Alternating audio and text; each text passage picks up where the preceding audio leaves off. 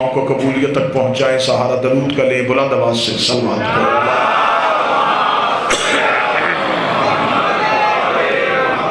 اپنے وقت کے امام کی حفاظت کے لیے, نصرت کے لیے اور مالی کی تاجیل کے لیے ایک مرتبہ پھر بلند آواز سے صلوات پڑھیے. اللہ صلی علی محمد.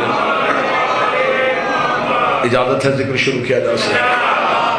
آج کی مجلس مخصوص و منسوب ہے اس شہنشاہ کے نام جس کا کردار بھی علی ہے اور نام بھی علی ہے. بسم اللہ. کیا کہنے خراسان کے اس شہنشاہ کے جو ایک ہی وقت میں محمد بھی ہے اور علی بھی ہے.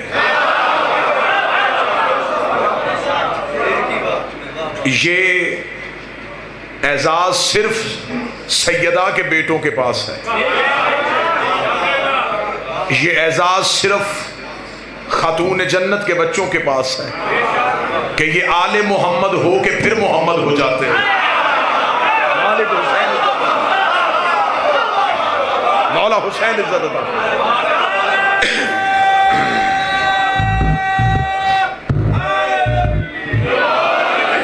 میں اس شہنشاہ کا تذکرہ کرنے لگا ہوں جس نے ملوکیت کو امامت کے قدموں پہ گرایا. کسی بھی دور میں کسی بھی حجت کو کبھی بھی بادشاہت کی ضرورت نہیں ہوئی.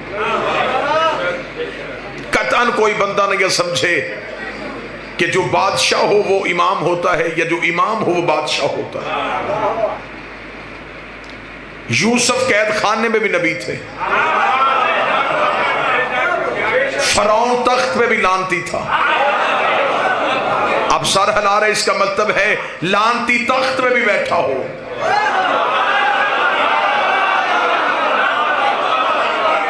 وہ لعنت سے نہیں بچ سکتا. حجت قید خانے میں بھی ہو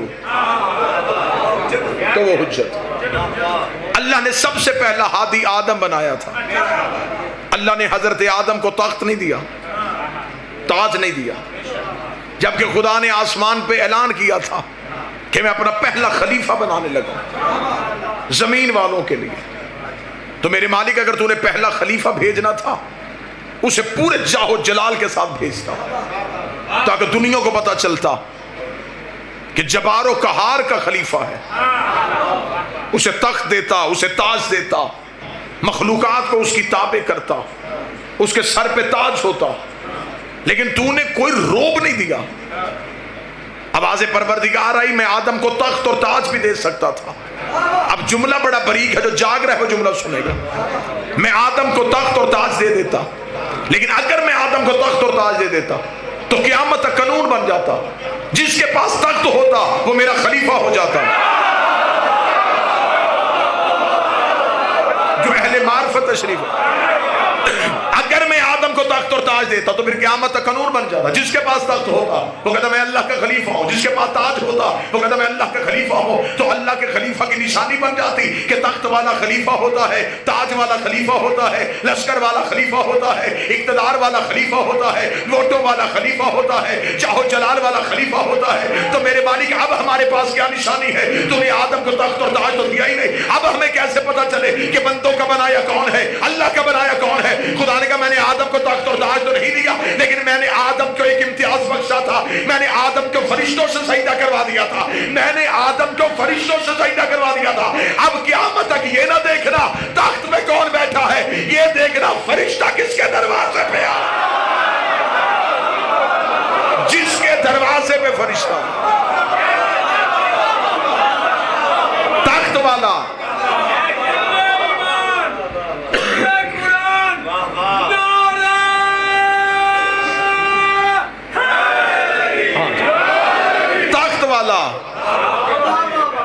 بندوں کا بنایا ہو سکتا, لیکن جس کے دروازے پہ فرشتہ آئے, جو فرشتے کو دیکھے ایک بار نہیں,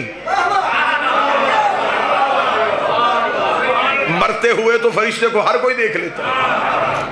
فرشتہ جس کی خدمت پہ معمول ہو, جس کی تابع داری کرے, اور فرشتہ ہر کسی کی تابع داری نہیں کرتا.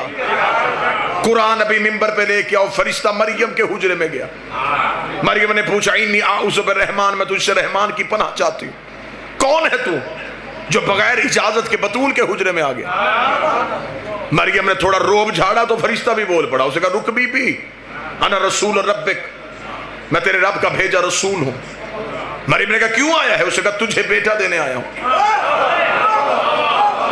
قرآن منبر پہ لے کہا. اس نے یہ نہیں کہا کہ اس نے بھیجا ہے، میں دینے آیا ہوں، میں دینے آیا ہوں. غلامن زکیہ، ایک پاکیزہ بیٹا، میں تجھے دینے آیا ہوں. مریم نے کہا میں بطول ہوں.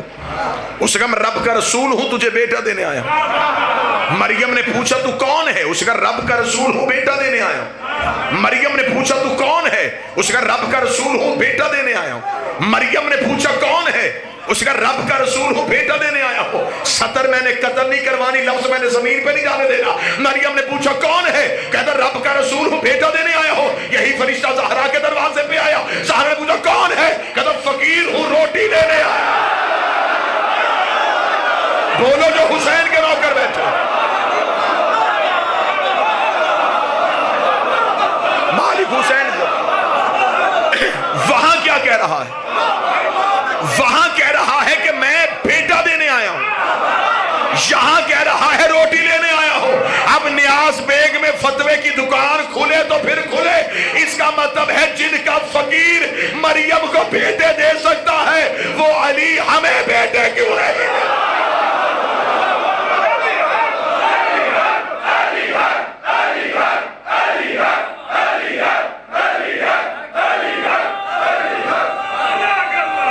بسم اللہ سے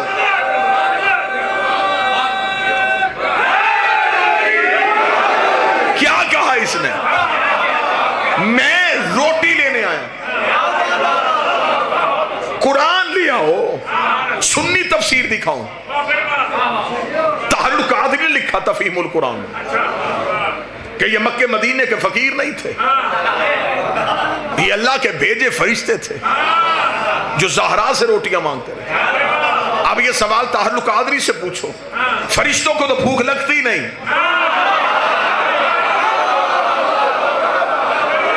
سر ہلانے سے بہتر ہے زبان تائید کر سکتے. فرشتوں کو تو بھوک لگتی نہیں، پھر وہ کیوں روٹی مانگ رہے تھے؟ اچھا جو نہیں کھاتے وہ مانگ رہے ہیں.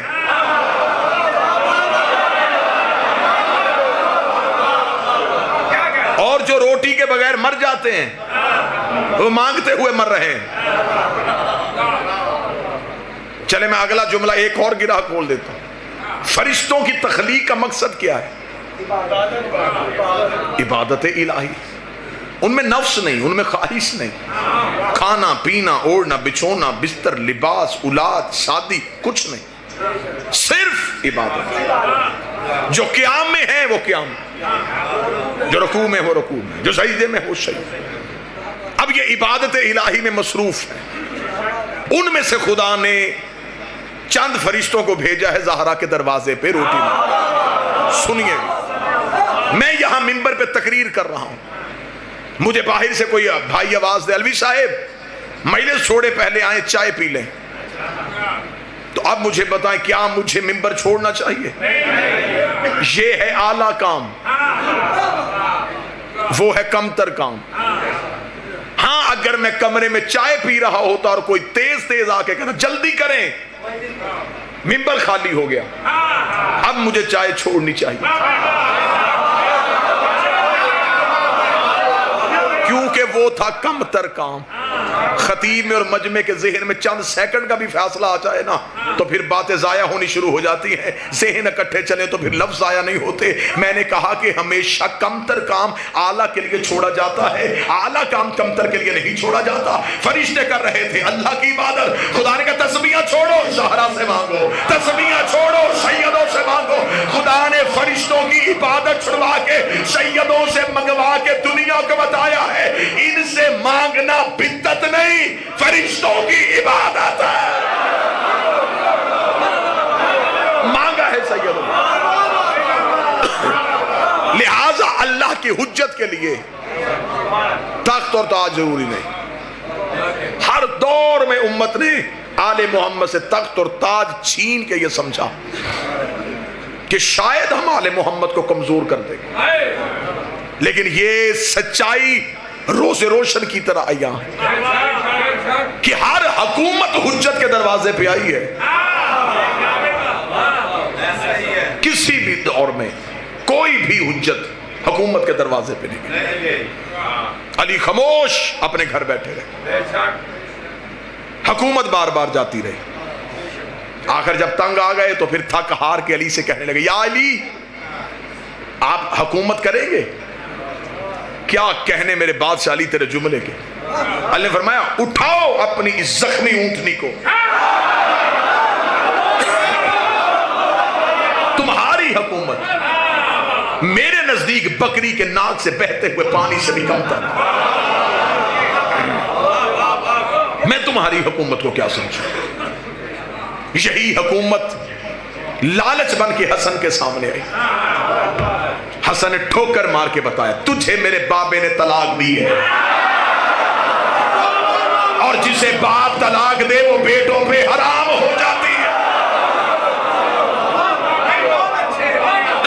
یہی حکومت حسین کے سامنے دھمکی بن کے آئی.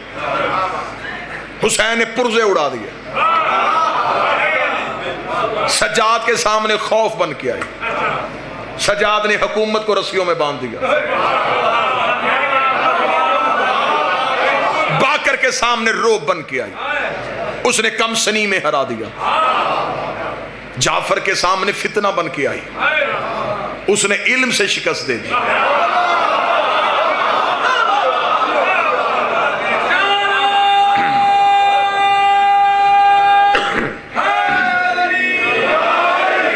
موسیٰ کے سامنے پھر فرعون بن کے آئی. اس نے عطا کے دریائے نیل میں ڈبو کے مار دی. پھر جب رضا کا دور آیا اب یہ منت بن کے آ گئی.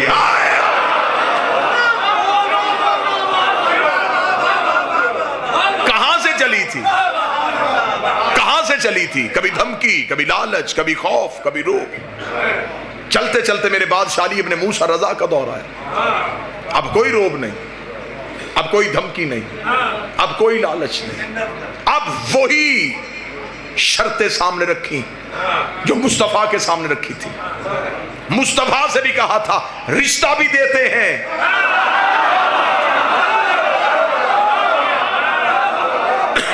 بادشاہت بھی دیتے ہیں. چلتے چلتے چلتے چلتے اخیر اتنی مجبور ہو گئی. آٹھویں محمد سے کیا کہ پھر وہی بات کہی رشتہ بھی لے لے، بادشاہت بھی لے لے، کسی طریقے سے ہمیں لعنت سے بچا. امام رضا مدینہ سے نکلے. اب سفر شروع ہو گیا ہے خراسان کی طرف. بادشاہت ہے مامون رشید کی. میں پورا موضوع امام رضا پڑھنے لگا ہوں. اگر آپ کی سماعت مکمل متوجہ. امام چلتے چلتے پہنچے. جب امام پہنچے تو یہ بہت لمبا ایک واقعہ میں پڑھوں گا تو بات امام کے سفر پہ ہی ختم ہو جائے گی، اور میں جہاں پہنچنا چاہتا ہوں وہ بات ادھوری رہ جائے گی. نیشہ پور کا سفر امام کا مشہور ترین سفر. اتنی دنیا علم کے لیے ترس گئی تھی، اتنی ترس گئی تھی کہ اتنا عرصہ ہو گیا تھا باب علم بند تھا. اتنا ترس گئی تھی کہ امام جس گھوڑے پہ تھے 7 لوگ کاغذ قلم اٹھا کے آ رہے تھے یہ بولے ہم لکھیں.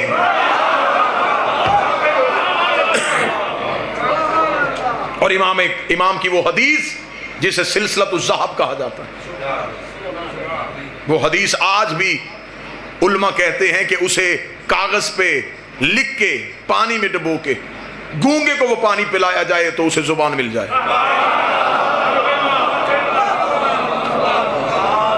وہ حدیث سلسلۃ الذہب پڑھ کے اندھے کی آنکھوں پہ پھونک ماری جائے اسے بینائی مل جائے.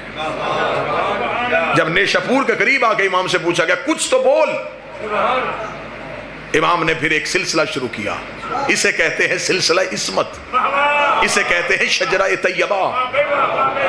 امام نے کہا میں نے سنا ہے اپنے باپ سے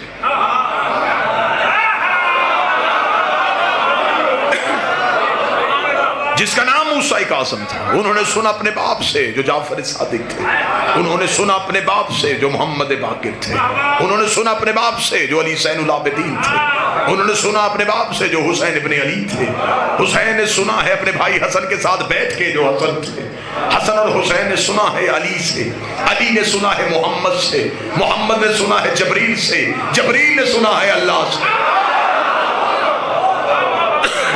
امام نے پورا سلسلہ پڑھا، اس سلسلے میں ایک بھی کڑی ٹوٹی ہوئی نہیں تھی۔ جب امام نے اتنا بہترین سلسلہ پڑھا تو لوگوں نے کاغذ قلم ہاتھ میں کیا سنا؟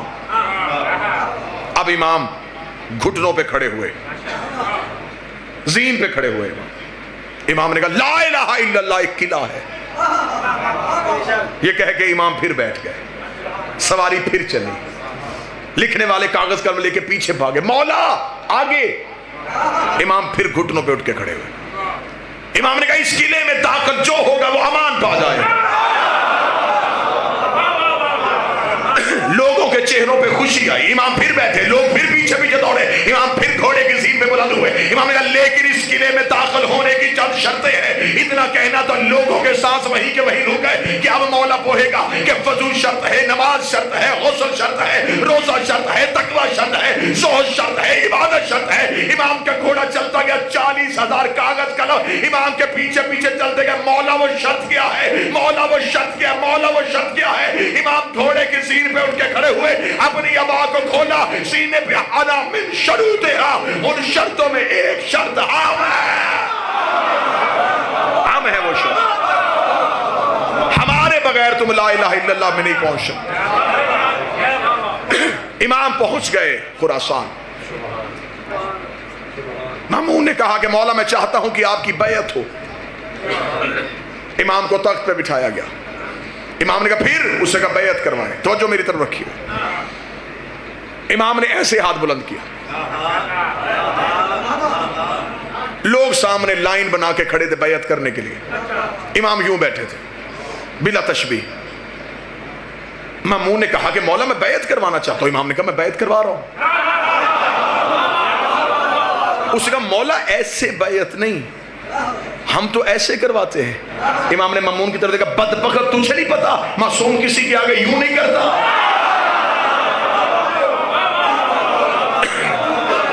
یہ بیعت کا طریقہ تم نے کہاں سے لیا؟ اور یہ بات میں آج منبر پہ بتاؤں، یہ بیعت سقیفے سے شروع ہوئی تھی، یہ غدیر سے شروع ہوئی تھی۔ غدیر میں رسول نے علی کا ہاتھ ایسے نہیں بڑھایا، ایسے اٹھایا۔ خلافت والوں کی ہاں بیعت ایسے ہوتی رہی، امامت والوں کی ہاں بیعت ایسے ہوتی رہی۔ جو چپ ہے تمہاری خاموشی کا تالا توڑوں؟ اگر آج بھی دیکھنی ہو کہ امامت کدھر ہے، خلافت کدھر ہے، اب پتہ چلا کہ علم پہ ہاتھ کیوں ہے۔ غازی آج بھی 12ویں کی بیعت لے رہا ہے، اور ویسے بھی جس گھر کی چھت پہ غازی کا ہاتھ ایسے ہو، اس گھر میں رہنے والوں کا ہاتھ کبھی ایسے نہیں ہوتا، اس لیے کہ ہم غدیر والے ہیں۔ امام نے کہا ہم بیعت ایسے نہیں کرواتے، ہم ایسے کرواتے۔ اور رسول کا بیعت کا طریقہ یہ تھا کہ چھوٹی انگلی سے بیعت شروع کرو اور انگوٹھے پہ ختم کرو۔ یہ بیعت ہوتی کیا ہے؟ بیعت کا لفظ ہے بیچنا۔ 5 چیزیں معصوم خریدتا ہے، 5 بیچتا ہے۔ 5 چیزیں معصوم کے حوالے کی جاتی ہیں، جان، عزت، مال، نفس، اولاد، یہ معصوم کی۔ اس کے بدلے میں اس سے 5 چیزیں لی جاتی ہیں، اس کے بدلے میں اس سے 5 چیزیں معصوم سے خریدی جاتی ہیں: جنت، بخشش، شفاعت، حشر کی ذمہ داری اور قبر کے عذاب سے بخشش۔ 5 چیزیں دو، 5 چیزیں لو، اس خرید و فروخت کو بیعت کہتے ہیں۔ یہ سوائے معصوم کے کسی کی ہو نہیں سکتی، کیونکہ سوائے حجت کے کوئی یہ چیزیں دے نہیں سکتا۔ صحابی جنت میں جا سکتا ہے،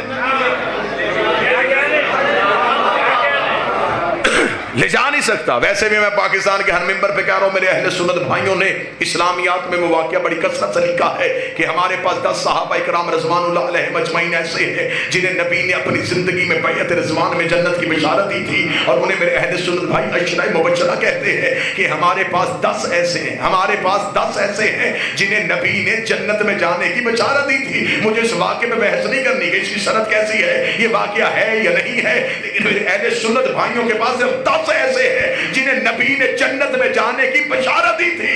یہ سارے وہ بیٹھے ہیں جنہیں نبی نے جنت میں جانے کی ضمانت دی ہے. بشارت والے اور ضمانت والے اور.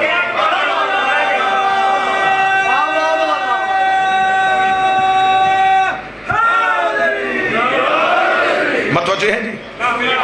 امام نے فرمایا بیعت ایسے ہو. امام کی بیعت ہو گئی. جب بیعت ہو گئی تو اب مامون نے کہا مولا پہلا حکم. مولا نے اپنی حکومت میں اپنی گورنمنٹ میں جو پہلا حکم پاس کیا، جو پہلا ایگزیکٹو آرڈر پاس کیا، وہ حکم نامہ کیا تھا؟ امام نے کہا سب سے پہلا میرا حکم یہ ہے کرنسی تبدیل کی جائے. میں تاریخ پڑھنے لگا ہوں آپ کو. امام نے کہا کرنسی تبدیل کی جائے. وجہ اس سے پہلے اسلامی ملکوں میں چلتا تھا روم کا سکہ. روم کے سکے کے اوپر بتوں کی تصویریں ہوتی تھی جس سے وہ اپنے مذہب کی تشہیر کرتے تھے. اس روم کے سکے کی اہمیت پوری دنیا میں ایسے تھی جیسے آج امریکن ڈالر کی. یعنی کہ امریکن ڈالر آپ کو دنیا کے ہر ملک میں چل جائے. روم کے سکے کے ساتھ خرید و فروخت ہوتی تھی. امام نے کہا پہلا میرا حکم ہے جتنے اسلامی ملک ہیں یہ روم کا سکہ نہیں خریدیں گے. متوجہ ہیں بات کی جانب؟ تو میں بات میں کروں. جتنے بھی اسلامی ملک ہیں بس رکھو یہ روم کا سکہ نہیں خریدیں گے. مامون نے کہا مولا پھر خرید و فروخت کیسے ہوگی؟ امام نے فرمایا ہم اپنا سکہ بنائیں گے. معلوماتی میں سنانا چاہتا ہوں. فوراً ٹکسال کو بلایا گیا. سکہ ڈھالا گیا. مامون نے کہا مولا سکہ تو ڈھل گیا، اب آپ بتائیں سکے پہ کیا لکھیں؟ کعبہ کی تصویر بنائیں؟ لا الہ الا اللہ لکھوائیں؟ امام نے ٹکسال سے کہا سکہ میرے ہاتھ میں دے. سکہ ہاتھ میں دیا. امام نے کہا جو اللہ کی مرضی ہوگی وہ لکھوائے گا. یہ کہہ کے امام نے دستے دعا بلند کیے، میرے مالک یہ اسلامی ملکوں کا سکہ ہے، وہ لکھوا جو تیری رضا ہے. یہ کہہ کے امام نے اپنی انگوش شریف سے مہر لگائی. لکھا ہوا تھا علی اور ولی اللہ.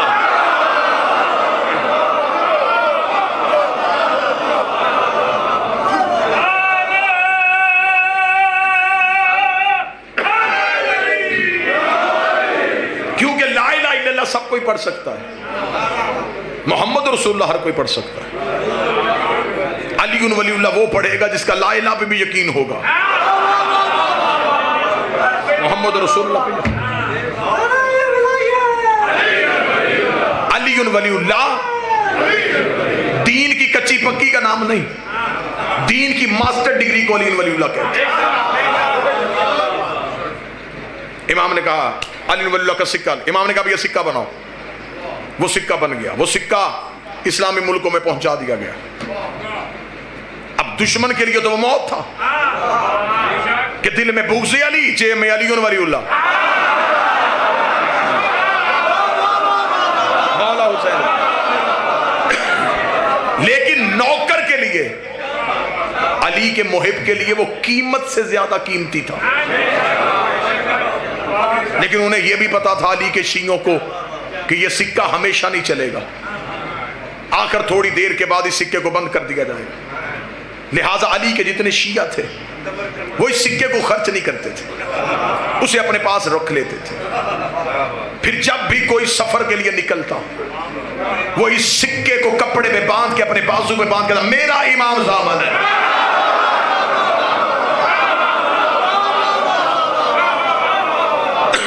یہ پہچان ہوتی تھی شیعوں کی. اگر آپ کسی دوسرے ملک میں گئے اور آپ کو کوئی محب اہل بیت ملے اس دور میں لوگ مذہب چھپاتے تھے. شوہر بیوی کو نہیں بتاتا تھا کہ میرا مذہب کیا ہے. دوست کو نہیں بتاتا تھا کہ میرا عقیدہ کیا ہے. ایک دوسرے سے جب تنہائی میں ملتے اور ایک دوسرے سے پوچھتے تو علی سے محبت کرتا ہے یا نہیں کرتا. پھر یہ امام زامن نشانی ہوتی تھی, یہ آئی ڈی کارڈ ہوتا تھا, اسے کھول کے دکھاتے تھے میں بھی علی کی ولایت کا قائل ہوں.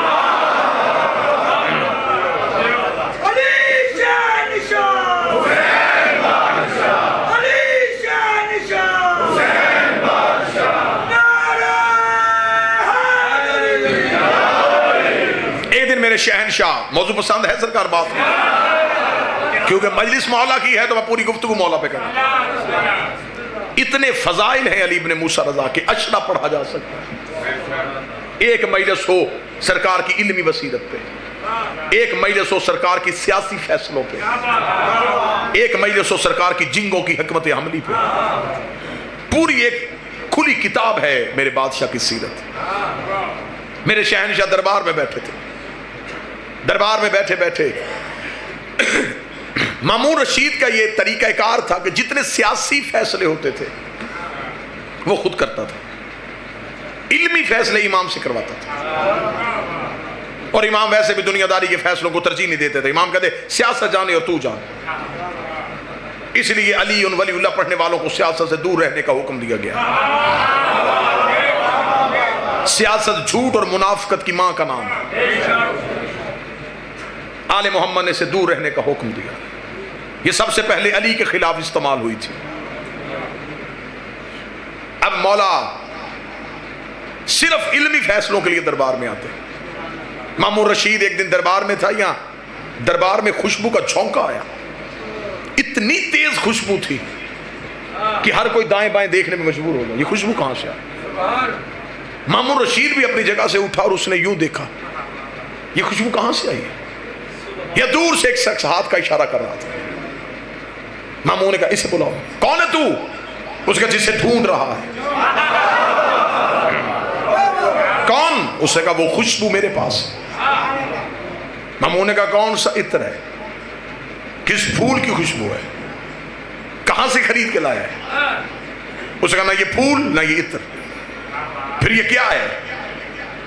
اس نے ایک کپڑے کو کھولا, اس کے اندر ایک ڈبی تھی, اس نے ڈبی کو کھولا, مامون کے سامنے کیا. مامون نے کہا یہ کیا ہے؟ اس نے کہا تیرے رسول کے سر کے بال. یہ منہ مبارک رسول ہے, نسل در نسل ہمارے پاس آ رہے ہیں.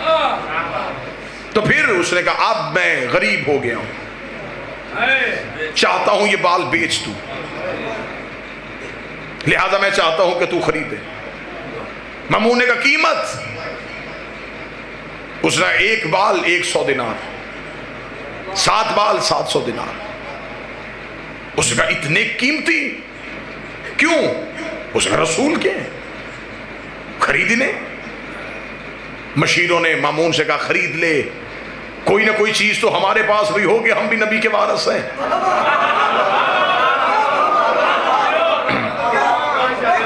منہ مبارک ہمارے پاس ہوں گے, لوگوں کو زیارت کروایا کریں گے, کہیں گے ہم وارث رسول. مامون نے کہا خریدو. بال خریدنے کے جب وقت آیا خزانے سے پیسے دیے جانے لگے. مامون نے کہا رک رک رک, یہ کون بتائے گا کہ یہ رسول کے ہیں؟ اس کا خوشبو نہیں بتا رہی. اس کا ہمیں کیا پتا, ہم نے کوئی رسول دیکھا تھا؟ ہمیں کیا پتا یہ بال اور رسول کے خوشبو ہے. اتنا کہنا تھا کہ پیچھے سے کسی نے دیکھی, کہا اسے نہ بلائیں جو محمد کا بیٹا ہے. ہاں ہاں ذرا بلائیں مولا علی ابن موسیٰ رضا کو. مولا رضا کو دربار میں بلایا گیا. پوری رات بھی واہ واہ کہو تو جملے کا قد بڑھا. جب امام رضا کو دربار میں بلایا گیا تو درباریوں کی حیرت کی انتہا نہ رہی. وہی خوشبو ادھر سے بھی آ رہی تھی. مالک حسین ان ہاتھوں کو سلامت ہو, جو خوشبو ادھر سے آ رہی تھی.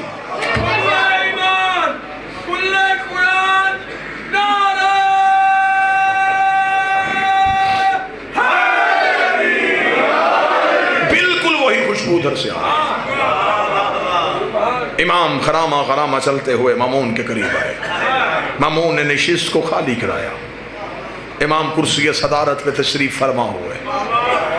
مامون نے کہا سرکار فیصلہ یہ کروانا ہے، یہ لے کے آیا ہے منہ مبارک اور اس شخص کا دعویٰ ہے کہ یہ بال نبی کے ہیں، آپ بتا سکتے ہیں کہ کیا یہ بال رسول کے ہیں؟ درباری یوں حیران ہو کے دیکھ رہے تھے کہ اب امام رضا کیا فیصلہ کریں گے۔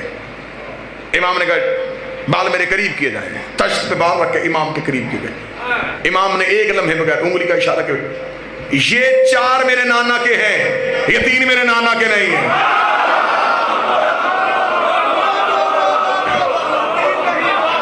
یہ 4 بال میرے نانا کے ہیں، یہ 3 بال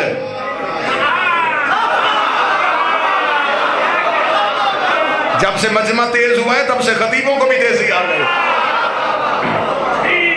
4 بال میرے نانا کے، یہ 3 بال میرے نانا کے نہیں۔ اتنا کہنا تھا، مامون قریب آیا، قریب آ کے دیکھنے کا مولا ویسے آپ نے فیصلہ تو کر دیا ہے لیکن یہ دکھنے میں ایک جیسے ہیں، قد ان کا ایک جیسا ہے، رنگت ان کی ایک جیسی ہے، مولا یہ کیسے پتہ چل گیا یہ 4 تیرے نانا کے، یہ 3 تیرے نانا کے نہیں؟ امام نے فرمایا فوراً چراغ روشن کرو، فوراً آگ روشن کی جائے۔ آگ روشن کرنا تھا امام نے بھرے دربار میں، فوراً جب آگ کو سامنے بلایا گیا، سامنے بلا کے امام نے 3 بال آگ میں پھینکے، تینوں کے تینوں ہی جل گئے، تینوں کے تینوں ہی جل گئے، تینوں کے تینوں ہی جل گئے۔ امام نے 4 بال آگ میں پھینکے، آگ میں جانا تھا کہ آگ ٹھنڈی ہو گئی، آگ گلزار ہو گئی، آگ کا گلزار ہونا تھا۔ مامون نے کہا اچھا مولا آج پتہ چلا تیرے نانا کے بالوں کو آگ نہیں چھوتے۔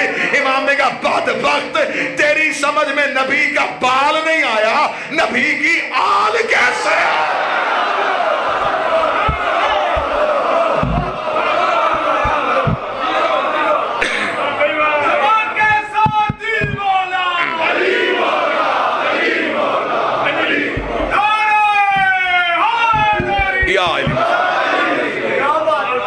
تجھے نبی کے بال سمجھ میں، نبی کی آل سمجھ میں کیسے؟ جو اتنا رئیس تھا وہ غریب الغربہ کیسے ہوا؟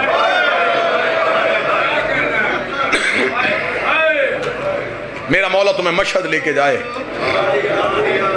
علی کے روزے پہ جاؤ تو جلالت، حسین کے روزے پہ جاؤ تو کرم، عباس کی ذری پہ جاؤ تو روب، رضا کے روزے پہ جاؤ تو امیری۔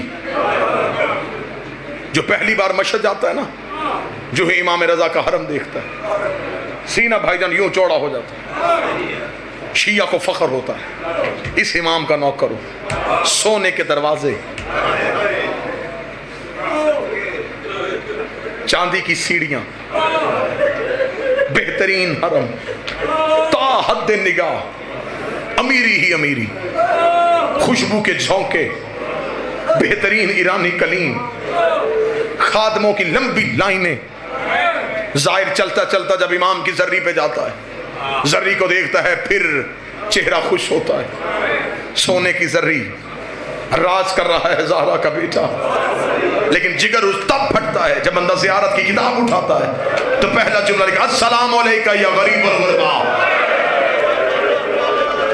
غریب الغربہ پڑھ کے ظاہر ذری پہ سر مار کے کہتا امیری تیری اتنی زیادہ ہے تو غریب الغربہ کیسے ہے؟ اگر سننے والا کان ہو تو رضا کی ذری سے آواز آتی ہے، جس کی بہن پردیس میں رول کے مر جائے، جس کا لاشا وطن میں نہ آئے، جسے پردیس میں مسافر سمجھ کے دفنا دیا جائے، وہ غریب ہوتا ہے۔ یہ جو آج ہم میں عزاداری کی تہذیب ہے، یہ ہمیں امام رضا نے سکھائی۔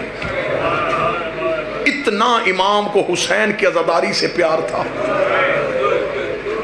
کتابیں کہتی ہیں جب امام مجلس سننے کے لیے آتے تو جہاں بیٹھ کے اب سن رہے نا، اس جگہ کا تقدس بتاؤ، امام بیٹھنے سے پہلے بھی اس جگہ کو چومتے، اٹھنے سے پہلے پھر چومتے۔ ایک دن ایک صحابی نے کہا مولا آپ اپنے دادا کی مجلس کی جگہ کو چومتے کیوں ہیں؟ امام رضا نے کہا اگر میں دنیا کو اس کا تقدس بتاؤں لوگ اپنے گھروں میں جانا چھوڑ دیں، لوگ رہے ہی حسین کی صف عزا پہ۔ مولا نے فرمایا یہ وہ جگہ ہے جہاں آ کے ملائکہ اپنے پر مس کرتے۔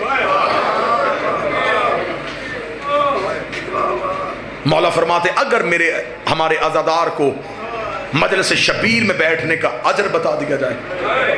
مولا فرماتے ہیں کہ اللہ جب عرش میں ملائکہ سے کہتا فرش پہ دیکھو جہاں حسین کی مجلس ہو رہی ہوتی، تو ملائکہ کہتے ہیں ہم سے ساری زندگی کی عبادت لے لے، ہمیں تھوڑی دیر کے لیے اس محفل میں جانے دے۔ اس لیے کہ کائنات کا کوئی عمل ایسا نہیں جس میں 14 نے کہا ہو کہ ہم تمہارے ساتھ ہیں۔ کسی کتاب میں مجھے بتاؤ کہ انہوں نے کہا مصلی بچھاؤ ہم تمہارے ساتھ نماز پڑھیں گے، افطاری کے لیے دسترخوان سجاؤ ہم تمہارے ساتھ افطار کریں گے، حج کے لیے احرام باندھو ہم تمہارے ساتھ حج کریں گے۔ ایک ہی وعدہ کیا، تم حسین کی صف بچھاؤ، کوئی آئے نہ آئے ہم ضرور آئیں گے۔ مردوں میں سجاد بیٹھ جاتا ہے، عورتوں میں زینب بیٹھ جاتی ہے۔ میرے مولا علی ابن موسیٰ رضا، مولا اپنے گھر میں روزانہ مجلس کرواتے تھے۔ شبیر کے ذاکر کا احترام میرے مولا رضا نے سنایا، اتنا احترام کرتے تھے اپنے دادے کے ذاکر کا۔ اکثر دیبل کو بلاتے تھے مرثیہ سننے کے لیے۔ دیبل ایک دن امام کو مرثیہ سنانے کے لیے، دیبل ابھی دروازے پہ تھا، امام چل پڑے، دیبل وہیں کا وہیں رک گیا۔ امام نے کہا رکا کیوں ہے؟ اس نے کہا آپ چل رہے تھے، میں آپ کے احترام میں رک گیا۔ امام اس کی طرف دوڑ کے گئے، امام نے اس کے گلے میں باہیں ڈال کے جو جملہ پڑھا وہ جملہ سناؤ۔ امام نے گلے میں باہیں ڈال کے، اے میری دادی کا مددگار، اے میری ماں فاطمہ الزہرا کے مددگار۔ امام نے شبیر کے ذاکر کے گلے میں باہیں ڈالی، امام ہاتھ پکڑ کے لے کے آئے، دیبل سر جھکا کے آیا۔ امام نے کہا دیبل کوئی نیا مرثیہ بھی لکھا ہے؟ ہاں میرے بعد سے لکھا ہے۔ امام نے کہا سنا مجھے، آج میں اپنے دادے کو رونا چاہتا ہوں۔ دیبل کھڑا ہو کے پڑھنے لگا، امام نے کہا رک، ممبر پہ بیٹھ۔ دیبل کہتا مولا پھر آپ کہاں بیٹھیں گے؟ فرمایا زمین پہ۔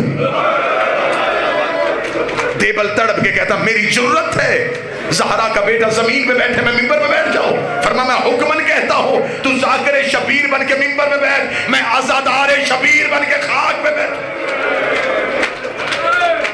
آج مجھے شبیر کا عزادار بننے دے، آج مجھے حسین کا عزادار بننے دے۔ دیبل ممبر پہ حکم امام کے تحت بیٹھ گیا۔ دیبل نے ایک مرثیہ پڑھا، یہ مرثیہ عربوں میں آج بھی بڑا مشہور ہے۔ عرب آج بھی اس مرثیے کو سب سے زیادہ پڑھتے ہیں۔ یہ وہی مرثیہ ہے جسے حماد اہل بیت شہید محسن نقوی نے اسی مرثیے کا اردو میں ترجمہ کیا تھا اور وہ بڑا مقبول ہوا تھا۔ زہرا تیری کلیوں کا صحرا میں بکھر جانا، یہ تخیل دیبل ہے، یہ دیبل نے لکھا تھا۔ سجاد یہ کہتے تھے معصوم سکینہ سے عباس کے لاشے سے چپ چاپ گزر جا۔ دیبل ممبر پہ بیٹھا، دیبل نے ممبر پہ بیٹھ کے مرثیہ شروع کیا۔ دیبل لگا میرا سلام سیدہ تیری اولاد پہ، بی بی میرا سلام تیرے بیٹے حسن کو جسے امت نے تیروں سے زخمی کیا، بی بی میرا سلام تیرے بیٹے حسین کو جس کا لاشا 3 دن بغیر کفن کے پڑا رہا، بی بی میرا سلام تیرے بیٹے سجاد کو جس نے زیور اٹھائے اور شام کا بازار عبور کیا، بی بی میرا سلام تیرے بیٹے باکر کو جس نے کم سنی میں قید دیکھی، بی بی میرا سلام تیرے بیٹے جعفر صادق کو جسے امت نے زہر دے کے شہید کر دیا، بی بی میرا سلام تیرے بیٹے موسی قاسم کو جس کے جسم کا گوشت زندان کی زنجیریں کھا گئی۔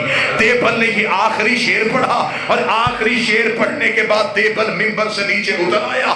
اب جو بندہ امام رضا کے جنازے پہ وہ ماتم کرے گا، دیبل امام موسیٰ کاظم کی شہادت کا شعر پڑھ کے نیچے اترا۔ امام رضا روتے روتے اٹھے، امام نے ایک کاغذ کے ٹکڑے پہ شعر لکھا، امام نے کہا دیبل دوبارہ ممبر پہ جا، ایک شعر دوبارہ پڑھ۔ دیبل نے دوبارہ شعر کو ہاتھوں پہ لیا، امام نے لکھا میرا سلام زہرا تیرے اس بیٹے پہ جو تو اس میں غربت کی حالت میں دفن ہو جائے گا۔ یہ شعر پڑھنے کے بعد دیبل نے ہاتھ جوڑے، ہاتھ جوڑ کے مولا مجھے تو نہیں پتا فاطمہ تو زہرا کا کوئی بیٹا تو اس میں بھی دفن ہے۔ امام نے اپنے گریبان کو چاہ کیا، چاہ کر کہ یہ تیرا وہ غریب امام ہے جو تو اس میں دفن ہو جائے گا۔ اتنا کہنا تھا، دیبل نے دوبارہ شعر پڑھا، یا مستورات کی طرف سے کنات اٹھی، ایک سفید سر والی کریم روتی ہوئی آئی، بس دوبارہ شعر نہ پڑھنا، جب سے تو نے شعر پڑھا ہے کبھی رضا کی کوئی بہن بے ہوش ہوتی ہے، کبھی کوئی بہن بے ہوش ہوتی ہے۔ امام رضا روتے روتے کنات کے قریب گئے، رو کے کہتے اے رضا کی بہنوں، تم نے صرف بھائی کے قتل کا شعر سنا اور تم نے رونا شروع کر دیا۔ ہائے میرا سلام سیدہ زینب پہ جو 70 قدم کے فاصلے پہ سر پہ قرآن رکھ کے کہتی رہی نہ مار۔ تم نے صرف بھائی کی شہادت کا شعر سنا۔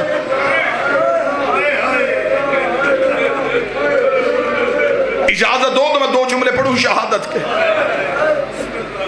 غربت کی حالت میں، پردیس میں، جہاں اپنا بھی کوئی نہیں تھا، جب مامون ملعون نے دربار میں بلایا امام کو زہر کے لیے، امام نے اپنے نوکر ابا سلط کو ساتھ لیا، فرمایا میرے ساتھ چل، آج میرا آخری دن ہے۔ ابا سلط تڑپا، مولا کیوں؟ فرمایا آج مجھے دربار میں زہر دی جائے گی۔ اتنا کہنا تھا، ابا سلط نے کلائی پکڑ کے کہا جب خبر ہے پھر جا کیوں رہا ہے؟ امام نے فرمایا نہیں، شہادت ہمارا ورثہ ہے، مجھے دربار میں جانا ہے۔ امام نے کہا ہاں ابا سلط میں تجھے نشانی بتاؤں، جاؤں گا میں تنہا، واپسی پہ اگر میرا امامہ چادر بن کے میرے سر پہ ہوا تو سمجھ لینا تیرے امام کو زہر مل گئی۔ ابا سلط حربی خود روایت کرتا ہے، وہ کہتا جب دربار کا دروازہ آیا نا، ابا سلط کہتا میں نے آخری بار رضا کا چہرہ دیکھا، امام رضا نے آخری بار یوں میری طرف دیکھا۔ ابا سلط قدموں پہ ہاتھ رکھے کہتا بہنیں غریب نہ کر، مولا تیری بہنیں پردیس میں ہیں، مولا منت کر نوکر پہ ابھی یہیں سے واپس چلے چل، میں تجھے مدینے چھوڑ کے آؤں۔ اتنا کہنا تھا، امام نے فرمایا ابا سلط میں تیری جنت کا سامان، تو نے اپنے وقت کے امام کا خیال رکھا۔ ابا سلط کہتا امام دربار میں چلے گئے، میں دربار کے دروازے پہ بیٹھ کے روتا رہا، رو رو کے کہتا اے فاطمہ زہرا مدد کر، تیرا بیٹا غریب ہو کے تنہا دربار میں گیا ہے۔ ابا سلط کہتا میں بی بی سے تبسل کر رہا تھا، یہ تھوڑی دیر بعد میں نے امام رضا کو دربار سے نکلتے ہوئے دیکھا۔ ابا سلط کہتا میں نے چہرے پہ ماتم کرنا شروع کر دیا، کیونکہ امام کا امامہ کھل کے چادر بن کے امام کے سر پہ تھا۔ ابا سلط کہتا کاش وہ دن دیکھنے سے پہلے میں مر جاتا، میں نے زمانے میں بہت لوگوں کو زہر کے بعد جیتے ہوئے دیکھا ہے، اسے کہا میں نے دیکھا ہے ابھی زہر ملی، تھوڑی دیر کے بعد دربار سے باہر نکلا، جہاں سے رضا پاؤں اٹھا رہا تھا زمین سے خون آ رہا تھا، زہر اتنی شدید تھی زہرا کے بیٹے کے پاؤں کے تلوے پھٹ گئے۔ آج روکو میں، آج روکو۔ ابا سلط کہتا میں روتا ہوا سامنے آیا، میں نے کہا رک میرا بادشاہ، ان ملعونوں نے اتنی شدید زہر دی، مولا آپ کے پاؤں کے تلووں سے خون آ رہا۔ ابا سلط کہتا ہے میں نے اگلا منظر دیکھا، میرا سر دیوار پہ آیا، اب اللہ جانے یہاں کون ماتم کرے گا۔ ابا سلط کہتا میں نے امام کے پاؤں روکے تھے یا امام نے آنکھوں سے پردہ ہٹایا؟ امام کہتا میں نے دیکھا امام کی آنکھوں سے لہو جاری تھا، رو کے کہتے تو پاؤں کو رو رہا ہے، او میرا جگر پھٹ گیا۔ ابا سلط کہتا میں نے ہاتھ تھاما، ہاتھ تھام کے میں لے کے گیا امام کو گھر۔ ابا سلط کہتا میں نے جلدی بستر بنایا، امام نے کہا بستر بعد میں بنا، جلدی کر ہرسما کو بلا کے لا۔ ابا سلط کہتا میں ہرسما مولا کا نوکر، مولا کا خاص صحابی، جیسے علی کو ابو ذر و کمبر سے پیار تھا ایسے رضا کو ابا سلط اور ہرسما سے پیار۔ ابا سلط کہتا میں روتا ہوا ہرسما کے گھر کی طرف دوڑا۔ ابا سلط کہتا جو ہی میں بازار میں گیا تیز آندھی آ گئی، اتنی تیز بارش ہوئی، اور یہ اثر ہے جب امام کو زہر ملتی ہے تو ہمیشہ ایک ایسا طوفان آتا ہے جس سے لوگ ڈر جاتے ہیں، اس لیے کہ کائنات میں تبدیلی آتی ہے جب حجت دنیا چھوڑ رہی ہوتی ہے۔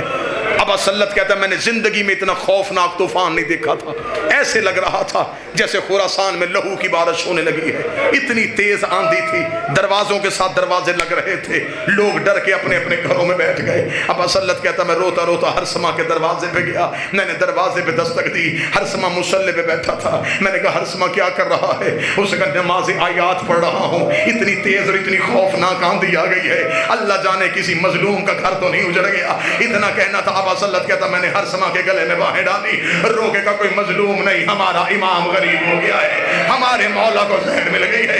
ابا سلت کہتا بازار میں ادھر سے میں رو رہا تھا، ادھر سے ہرسمہ رو رہا تھا۔ ابا سلت کہتا میں کبھی ہرسمہ کو پکڑتا تھا، کبھی ہرسمہ مجھے پکڑتا تھا، ہم ایک دوسرے کو سہارا دیتے دیتے جب امام رضا کے گھر گئے، ابا سلت کہتا میں نے دروازہ کھولا، میں نے امام کو بستر پہ نہ پایا، میں نے ہرسمہ سے کہا میں تو ابھی مولا کو بستر پہ چھوڑ کے گیا تھا۔ وہ کہتے جلدی جلدی ہم نے چراغ روشن کیا، ہم نے دیکھا رضا زمین پہ ایسے تڑپ رہا ہے جیسے مچھلی بغیر پانی کے تڑپتی ہے۔ ابا سلت کہتا میں نے قدموں پہ ہاتھ رکھا، ہاتھ رکھ کے کہا مولا زہر کا اثر زیادہ تو نہیں؟ امام رو کے کر کے مجھے بتا تجھے آنے میں دیر کیوں ہوئی ہے؟